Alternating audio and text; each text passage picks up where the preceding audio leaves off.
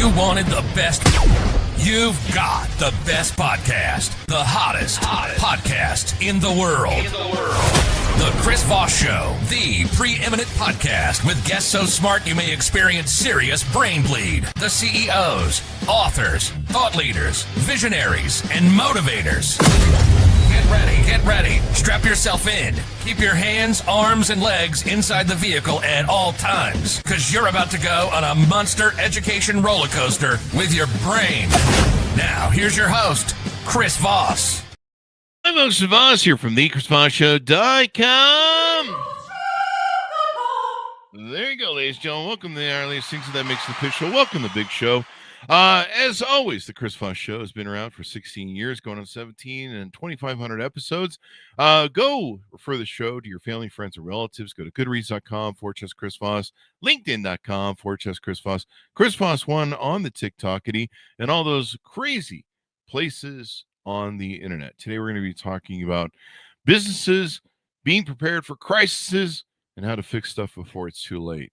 So we're going to get into it with that. Today, we have Mike Swenson on the show of Strategic Communication. He retired in 2021 after a career as a broadcast journalist, press secretary to a governor, and founder and leader of a successful public relations firm. He founded Barclay Public Relations in 1987. What began as a regional public relations firm is today a national leader in influencer relations, purpose branding, employee engagement, and crisis management. He became a nationally recognized leader in both cause branding and crisis management. And he also served as a global president of IPREX, a collaboration of more than 100 independent public relation firms. Welcome to the show. How are you, Mike? I'm doing great, Chris. Thanks for having me on. I've been looking forward to this opportunity. Thanks for coming. We really appreciate having you. Give us .coms. Where do you want people to get to know you better on the interwebs? Two places. My LinkedIn profile, Mike Swenson 1. Apparently, Mike Swenson was taken. So I'm Mike Swenson 1. And I got a lot of content on there about crisis, and people can consume that at their leisure. And then crisistrack.com, crisistrack spelled TRAK.com is where they can find the 9 videos that I put together that lay out the process we're going to talk about today. And they can have that for the low price of just under $1,000 right now. Under $1,000. So just 3 figures instead of 4. That's right. You got to keep the sales thing going. They can enroll on site. So tell us a 30,000 overview of what you do there at Crisis Track and what's about. Well, the PR firm that I started in 87, in the early 90s, we picked up a client that was in the fast food business, and they were in about 15 states at the time. They're now a national brand, but they were growing very quickly at the time when they hired our company. They hired both the ad agency as well as the PR firm to take their brand over. And the head of PR came to me and she said, I'm really concerned. We're growing so fast. We're opening, 50 places a year, and I'm just worried we're not ready to handle a crisis. Something bad happens. And the thing is, when you're in the food business, especially, and you're dealing with fast food, you got a lot of young folks that are working there. It takes one young person doing one stupid thing that turns it into a crisis that boils over and becomes a national story, and certainly a story in local and regional. So we got in a room. She brought her team up to Kansas City, where our firm was located. And we got in a room for about 3 days, Chris. And our whole premise was we got to keep this simple, because a lot of times you'll go into places, ask for their crisis plan, and it's like 3 notebooks up on the shelf, and you got to blow the dust off of them because nobody's ever opened them up since they printed them. Mm-hmm. And so we were focused on, and by the way, manufacturing companies are going to have plans in place to business continuation plans and things like that, operational plans. But a lot of times they don't have the communications figured out ahead of time. That's what we're talking about. So we came up with 5 steps. It's identify your team, because most places don't even know who to turn to when the crisis hits. So now let's assign a group of people. And if it's a large enough company, you might have 6 or 8 people. If you're a 5-person company, it might be everybody. Guess what? You got one more duty, one more thing to do. But now we at least know, okay, when the crisis happens, it's this group of people going to manage it. Let's get that group of people together, identify what all the risks are, what are all the things that can go wrong. And that's always an eye-opening experience, because, Chris, if you and I are on the team and you're going to bring your list in, I'm going to bring my list in. There's going to be some overlap, but I'm going to come up with stuff you haven't thought of, and vice versa. So let's grasp the fact that all these possible things could happen to us. Now, at least we understand the gravity of it, if you will. Third, let's make sure we let's identify the simple steps we need to take regardless of what the crisis is. There's always steps that have to be taken in terms of who you're going to communicate to, all that stuff. Let's get those down and understand that these are the first X number of things we're going to do. Fourth, we're going to create messages for all of those risks so that when a crisis happens, we don't have to get in a room and take 90 minutes to figure out what we're going to say. We know what we're going to say ahead of time. We can create a quick message, get it out the door, and be open and transparent right from the get-go. Fifth step, who's going to say those messages? Who's the ongoing spokesperson going to be? And that's it. It's those 5 steps. And we had a lot of success with that, obviously, with that company. But then we took that program and worked with companies of all sizes, not just companies. We worked with nonprofits, educational institutions. Any organization is going to face bad things happening. Oh yeah, especially today's world of social media, right? Absolutely. I mean, you were for governor for quite some time, and I imagine there's always some sort of fire going on in politics, or things they have to address, crises, disasters, and then there's the social media aspect of something going viral or misinformation, et cetera, et cetera. And like you say, you can have some random employee who's the frontline, chewing gum position that isn't the CEO, that can create a huge disruption for you. In fact, a lot of companies are experiencing right now. I saw some employees recently, they went and did some racist stuff and some kind of fascist sort of interviews on media, and they were surprised that their companies let them go. And in a world like today, you got to have your contracts built in to where I forget what it's called. There's like clauses you can put in that if you embarrass or immoral somehow, or somehow you do something that hurts the PR of the company, they can cut you. It's a lot of times these activists will go after not only whoever it is online that's saying whatever that maybe they find offensive, but they'll go after where they work. And so suddenly the company's dealing with something that you're just like, wait, this isn't our purview or a problem. Like, what the fuck? Seriously. Well, and what you're talking about, it's one of the biggest things in a crisis is to own it. I mean, once it happens, it's your brand. We can talk about case studies and stuff, but there's been case studies over the years where the first act that a company that had a crisis happened to was they started pointing fingers at other people, their vendors. It's their fault. It's their fault. No, it's your name up on the sign that's flashing at night. And it's that's your name. The people don't know the vendor. They don't know where the raw product came from. They know that's you, and you caused a problem. So owning it gets it over faster. It's hard to do, and people don't want to do it.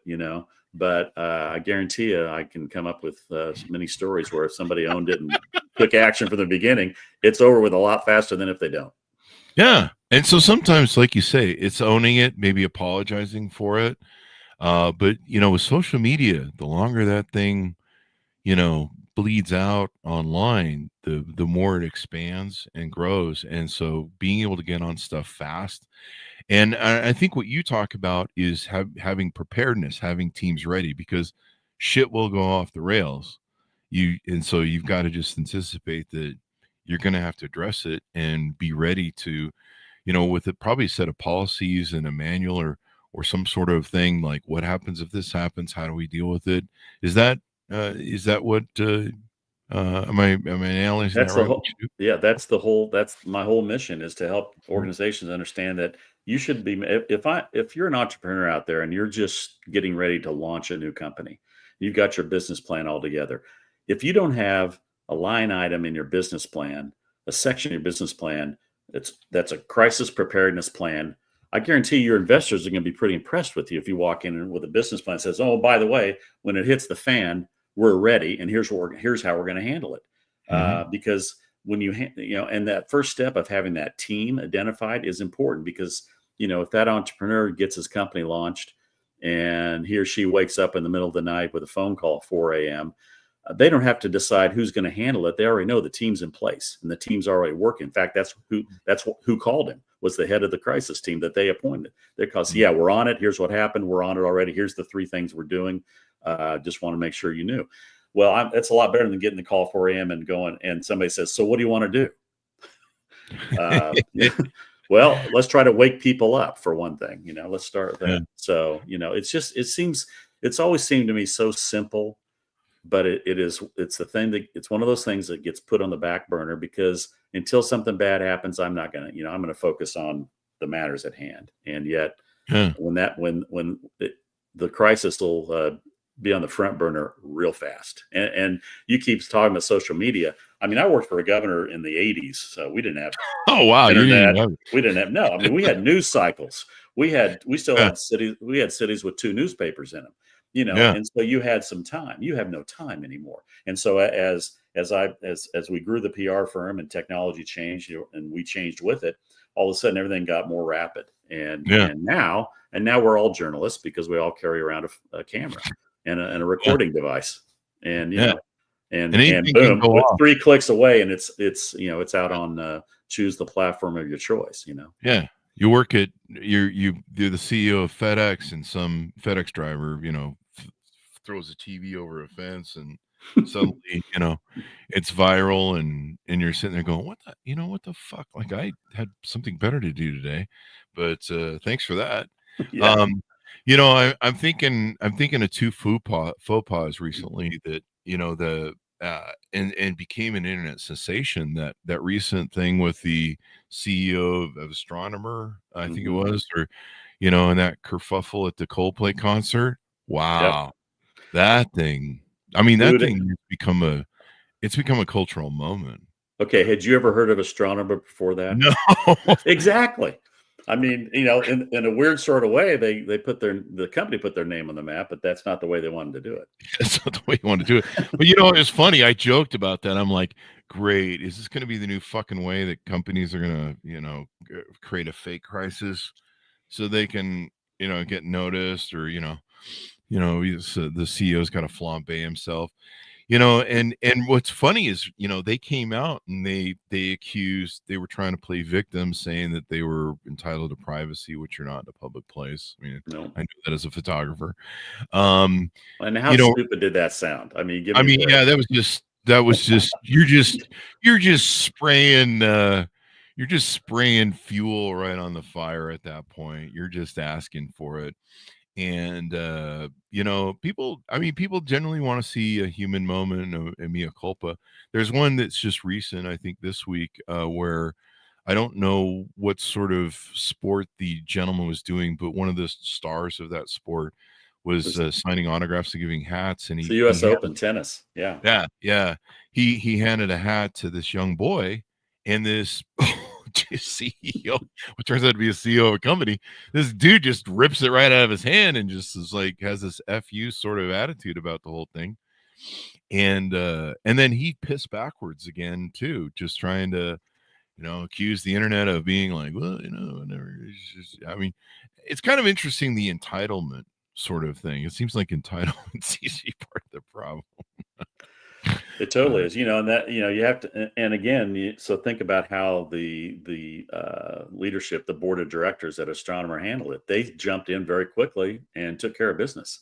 I think they should have moved faster. They seem to take. Well, yeah, I know. In this day and age, it's like if it doesn't happen immediately, we're all. Yeah. But I think they probably had to take a little. I mean, the irony was that she was the head of HR too. I mean, that was the icing on the cake. That's what I do when I cheat with the employees. I get the HR involved in the crime. So smart move there, buddy. Unbelievable. Yeah. That's what I do as the CEO. I just take the HR director with me. So if I ever have any faux pas, I'll be like, well, she endorsed it. She was right here. Yeah, she's right here. She's right here. She's the head of HR. And Coldplay, they got a resurgence. I mean, all of a sudden, nobody's been thinking about them for years, So. Oh, yeah. I didn't know anybody. I mean, really, the crime was that someone was listening to them. Oh, No, I'm just kidding. I'm sure Coldplay is nice. I'm a Metallica fan, so I can tell those jokes, people. Absolutely. Anyway. And so what you do is you help these businesses get prepared for these crises. You help be ready in anticipation because they're going to happen. You've got some stats here on your website. 40% of businesses never reopen after a major crisis or disaster. 75% of companies without a crisis plan fail within 3 years of a major incident. It takes an average of 47 weeks to rebuild reputation after crisis. If you ever do again, I mean, there's some places that I don't trust for shit. Like after that Equifax credit reporting thing, Yep. like if you expose my data and hackers get into my system because you're like really lazy and cheap and you left everyone's password and identities in a text file, like you can't ever get my regards back. Like I still hate Walmart for, I don't know, 20 years ago when it had its first hack or something. Because I still get shit from it. Like I still get messages of like, you just bought an iPhone. No, I didn't. In Alabama. I don't live in Alabama. It's just it pisses me off. And I think there should be higher legal liabilities for companies that are sloppy with this thing. But that's another thing. But even like recently, one of my favorite restaurants, there's a row of restaurants in an old part of downtown Salt Lake City. They caught fire and burnt down. And now they're trying to figure out which way is up. That's probably another major disaster you have to be aware of is, what happens if flood or fire or different things? How do we deal with this? And what are, how do we resolve out of this? Yeah, and those stats, they're definitely alarming. And what people need to understand is it doesn't mean that the crisis happens and 2 weeks later the company's out of business. It's the slow burn. Because if they aren't ready to handle it right out of the chute, they don't have their team in place, they don't have their steps in place, they don't have their message. I mean, if they're just slow to get going, then people are looking on, their customers are looking on, going, what the hell's going on? And if I'm an employee at that company, I'm like, now it's impacting me because my company's not handling this very well, and I got to go home at night. My neighbor's going, what the hell's going on at your place? What's going on? And if you've got a plan in place, that employee is going to be able to go home to his neighbor and say, well, yeah, you're right, but here's what we're doing. We're on top of it and we're fixing it. So, don't worry. And then you've got prospective customers, the people you've been trying to get in the door. Now they're looking on and they're watching how you handle this. If it's out in the public, and so the impact rolls through. Well, so then that company may be able to stay in business for 2 or 3 more years, but they didn't handle it well. They started losing business. It started eroding slowly. The pipeline of prospects was drying up, and then boom, 5 years later, they are out of business. But it was a slow decline. And I'm looking at, one of the things I've noticed, and I don't have any data on this, but it's just watching things happen.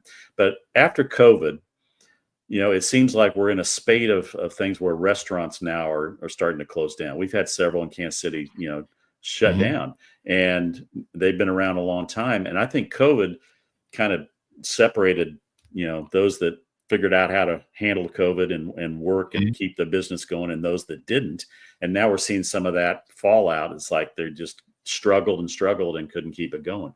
I don't know if that's true or not, but I feel like that's an example. But that, to me, that's an example of the long-term impact by not handling something well. It may not hit you for 3 or 4 years, but it couldn't hit you if you don't fix it. Yeah. Sometimes you lose your best customers. Sometimes you lose the people that trust you the most, and you're just kind of left. And sometimes it is a slow drag. I've watched a lot of businesses, and I used to loan money to companies that were struggling, and I would go in, and it's usually a long sort of tail where the entrepreneur or whoever's running it is still trying to drag it and pump life into it and keep it. And it takes usually a while to die. But one thing we were joking about before the show is all the times the Chris Voss show has had different issues, whether it's gotten hacked or whether GoDaddy's decided it just wants to hide our website. And you're like, you call them and they're like, yeah, we know we have an issue, we're fixing it, but check back in 48 hours and maybe it'll be fine. That's 48 hours of business I'm losing. It's not my fault. It's not your fault. Yeah, And that it's always happens a lot 48 too. hours with them. That's what people have to understand too, is that crises can happen to you. It's not you. You're doing everything perfectly. You're fine. Mhm. Um, but somebody that you work with has a crisis and it impacts you. So like GoDaddy had some problem they had in their platform, and it impacted, probably just wasn't you, it's probably several other Yeah. customers of theirs that were impacted. But now you got to handle it, because again, it's the Chris Voss show. It's not the Yeah. GoDaddy show. It's your show. And so you got to deal with Yeah. it and make sure your customers, your listeners, viewers know, this is a problem, but we're fixing it. We're on Yeah, top of it. because you lose reputation too. Like I've had people, we have things that let us know when the website goes down for any reason, but I think it's Securify. But sometimes we don't look at the message. Sometimes we miss it. Sometimes we're busy doing stuff, and so we don't see it. Or sometimes it's the middle of the night. That's usually when shit always goes wrong, and you wake up with everything on fire, and you're like, "What's going on? What happened in the middle of the night?" Like we had a hack come in, like I was talking to you before the show, we had a hack come in off a trackback comment that I guess you can put pixels on, and they got in through the pixels, and like 4:30 in the morning they were fucking running around our website making a mess. And fortunately we have backups, and we have we enhanced our malware after that. I didn't know you could get in through those things, but yeah, it's crazy. And so if GoDaddy just has us down for a while, or one of my favorite things is we're upgrading the server, we have to wait 48 hours for them to get their shit done. And sometimes for a while the site's down. People come to it. I've had people message me and go, "Hey man, does your site work anymore?" And you're like, "Yeah, last time I was on it a couple hours ago. Pretty sure it works. I mean, we use it all day long. It's open, and we're posting shit on there, and then you go and you're like, fuck, it's not there, or it's 404 or whatever." And so there's a big crisis 10, 12 years ago, and we actually had clients impacted by it at the PR firm. And the crisis was this company is a food company, food manufacturer, that had a horrible record of food safety. And they finally caught up with them, and some product of theirs got into other products. It was a raw product, peanuts, and it's in everything. Well, it impacted more than 350 companies.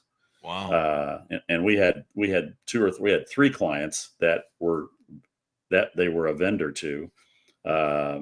We had an ice cream client. We had a couple of restaurant brands, and all of a sudden, some people got sick somewhere. They traced it back to that company, and now it's a national problem for over 350 brands. And so we had to deal with it with our clients, help them through. They had to, of course, quit buying product from there, which means from a business standpoint, now I got to find a new vendor, because the business doesn't stop; it just keeps moving. And but within 6 months, that company was out of business, and they've been in business for 40 or 50 years. But they just had a horrible record. They just decided they could get away with it and not follow regulations and food safety, and they were making people sick. And those little things that catch up to you. And that's a crisis that happened to all those brands, but they're the ones that had to deal with the fallout. Yeah. I think there's a shrimp company or something that's on right now, and they've got radiation in the shrimp. There is. Yes. That's going on right now. It's like a PR thing right now. And I'm like, radiation, what are we doing? Ordering shrimp from Chernobyl, or what the fuck's going on? I thought I ate at a dark restaurant. Then I thought the shrimp had a little glow to them. But I like that glow, so you can see better my eyes are going bad in my old age. But yeah, little radioactive shrimp for you there. That'll glow in the belly. Makes your poop glow. So there you go. It's a special tonight. The old blue plate special tonight. I remember being a best man in a wedding it wasn't Chicago, but it was in Indiana, out in the sticks, and we went past the plant where the girls used to put the uranium on the watches so they would glow, and they were taught to lick the uranium in the brush to make it paint better. And they had what they called, have you ever heard of this? They had the uranium face, and so it literally ate apart their face and their jaw, because they would lick the brush and then paint the uranium on the thing. Oh my people are like, God. that's the watch company where that shit went down. Yeah, it was very sad, but but radioactive shrimp, I mean, you have to pay extra for that. Yeah, and is it as good with the cocktail sauce as regular shrimp, or do you have to have a special radioactive sauce to go with it? Yeah, they've even made radioactive shrimp memes off of it Yes. that they flooded Facebook with. And that's how these things can go viral and out of Right. control. I mean, the memes from that Coldplay concert affair thing, and then you had other you had other venues like baseball. Philadelphia Phillies. Did you see the Yeah, Phillies? What yeah, they did yeah. with They all the just two ran with. mascots? And so that thing gets legs, man. It just keeps Yeah. running. Even after Yeah. you've tried to shut it down, it's still just cooking. And I mean, that is a cultural moment. Like, that is going to be on internet forever. Like, so It will be in all of the year in reviews at the end of the year. I mean, it'll be because it was that's that big. I things mean, that happened it this was year. that Yeah. big. It was that Yeah. big. Yeah. So what else do we need people to know about? How do they work with you? How do they reach out to you? How do they get involved with what you're doing and get advice? Yeah.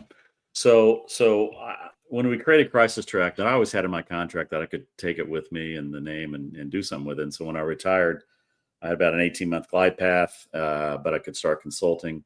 I got really busy during COVID, and so I kind of had my Crisis Track on the back burner. But what I've done is created 9 videos. That's at crisistrack.com, and in those videos, I explain in detail how you can do this on your own. It's 5 steps, and I go into detail, provide additional help, and if a company enrolls and buys the videos and goes through it, and they run into a hurdle or something, they can reach out to me. I'll get on a Zoom with them, a phone call, whatever, and help them get through that and make sure they fix it. But the simplicity of it, Chris, is what's great, because I can, as a head of a company, can appoint somebody to be the head of this crisis team and say, okay, let's put this in place. Let's put these 5 steps in place, and let's do that. And it's that simple. And that's what my mission is right now, is to get it out there. If I make a dime or two, that's fine. I'm not worried about that. What I really am worried about is companies just not realizing that bad things are going to happen. So that's what they can do, is go to crisistrack.com, and I'm available if they run into hurdles. But I think the videos are pretty self-explanatory. And like I said, there are a lot of repeat in them, but it kind of just goes through very detailed. Here's how you do it, and create your own crisis plan. And then you're going to sleep better at night. And I don't know, there's nothing people want more than be able to sleep better at night, have one less thing to worry about. Yeah. That's what we're trying to do. Yeah. Preparedness. What's that old Boy Scout thing? Preparedness. Always be prepared. That's one of the things I learned in the Boy Scouts. But yeah, a lot of people just think, they just, nothing's going to happen to us. That happens to big companies, or, this happens to that, or, Yeah, it's like insurance. I mean, there's certain things we have to have insurance for. We buy a house or a car, we have to have insurance. We don't have to insure our personal stuff. We don't have to insure other things necessarily. And that's kind of what crisis plan is. It's like, it's an insurance policy I'm not sure I really care about right now. I know in the back of my mind it's the right thing to do. What Crisis Track does is make it as easy as possible for them to check that box off and understand that they're ready. They've got the team in place. They know what they're going to do, and they know what they're going to say. There you go. So give people a final pitch out. Tell them how to onboard as we go out, and we'll take it from there. LinkedIn.com, Mike Swenson 1, and got a lot of content there that'll help you get started. And then crisistrack.com is where they can enroll and get the videos. And look forward to helping. If one person today got online and enrolled and got it going, I'd consider this day as a big success, because one at a time is how it seems to go with this part of communications. Yeah. There you go. Thank you very much for coming on the show. We really appreciate it, Mike. Thanks, Chris. Take care. Thank you. And thanks, Jonas, for tuning in. Go to goodreads.com/Chris Voss, LinkedIn.com/Chris Voss, Chris Voss, one, the TikTokity, and all those crazy places on the internet. Be good to each other. Stay safe. We'll see you guys next time.